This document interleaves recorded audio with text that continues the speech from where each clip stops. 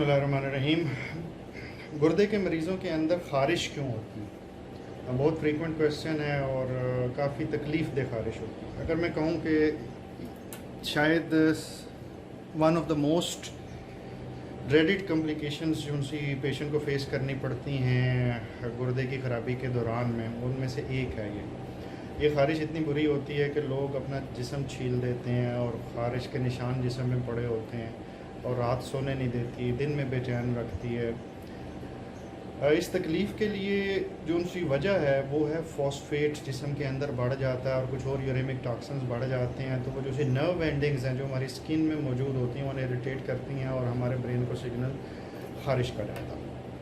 अब इसके अंदर हमें उस यूरेमिया को भी कंट्रोल करना है। डायलिसिस के पेशेंट को भी होती है, ये डायलिसिस से पहले गुर्दे के मरीज़ों को भी चल रही होती है।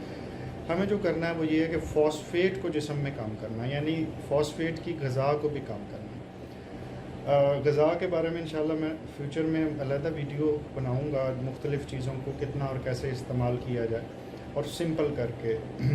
अभी के लिए ये याद रखें कि जिनको ख़ारिश ज़्यादा हो रही है वो दूध की प्रोडक्ट्स अभी बंद करें, यानी दूध से रिलेटेड जितनी भी प्रोडक्ट हैं, आपकी आइसक्रीम, आपका दही, चाय, ये सारी उसी से बन रही हैं। तो दूध की प्रोडक्ट्स कम करेंगे, फॉस्फेट जिस्म में कम जाएगा, तकलीफ़ कम हो जाएगी।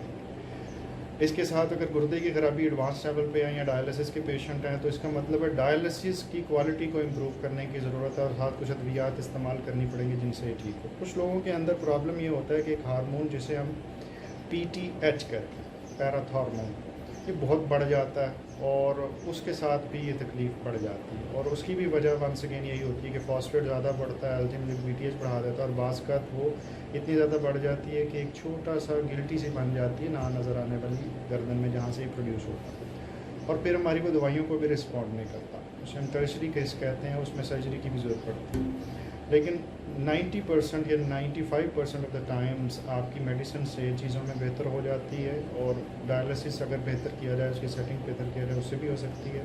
और डायलिसिस से पहले खुराक की एहतियात और दवाइयों में कुछ इजाफे और तब्दीली के साथ इसमें खातिर ख्वाह बेहतरी की जा सकती है। एलर्जी की कुछ मेडिसिन जैसे कि एटरैक्स और कैस्टीन, ये सब इस्तेमाल की जाती हैं। कैस्टीन जिसमें इबेस्टीन होती है कुछ बेहतर इस वजह से है कि ये सेडेशन नहीं करती और ये एलर्जी में थोड़ी सी इस ख़ारिश में कमी करती है, लेकिन तो मेजर चेंज नहीं लाती। एक कैप्सूल है जिसमें प्रीगैबलिन कहते हैं, वो बहुत ही लो डोज में 25 mg एक दिन छोड़कर एक दिन देने से भी कुछ लोगों को फ़र्क पड़ता है, लेकिन उसका एक बहुत बड़ा प्रॉब्लम है कि उससे गंदगी हो जाती है।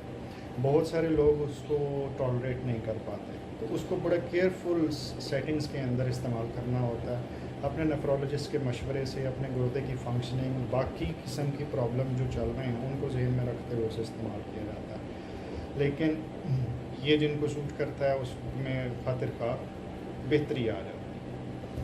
इसकी इससे ज़्यादा डिटेल जो सी वो हम डॉक्टर्स को तो पढ़ा सकते हैं, लेकिन आपके लिए मुश्किल होगी क्योंकि इसके लिए ultraviolet radiation therapy, UV light therapy जिसे हम कहते हैं, टेक्रोलिमस की ऑइंटमेंट्स हैं और बहुत सी और चीज़ें हैं जो रिसर्च नेचर की हैं, जो आसानी से अवेलेबल नहीं होती हैं, सिलेक्टिव पेशेंट्स को अप्लाई की जा सकती हैं।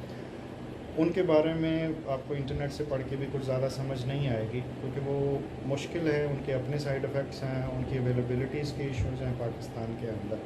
तो जो मैंने चीज़ें बताई, आप अगर इन्हीं पे गौर करें और इनसे एहतियात कर लें तो मुझे कभी उम्मीद है कि इंशाल्लाह आपके प्रॉब्लम में बहुत बेहतरी आ जाएगी। अगर मुकम्मल तौर पे ख़त्म ना हो तो बेहतरी ज़रूर आएगी। अल्लाह ताला आपको हर किस्म की तकलीफ़ से बचाए। अपना ख्याल रखें। चैनल को सब्सक्राइब कीजिए और बेल आइकॉन को क्लिक कर दीजिए ताकि सेहत के मुतालिक तमाम टिप्स आप तक पहुंचती रहें।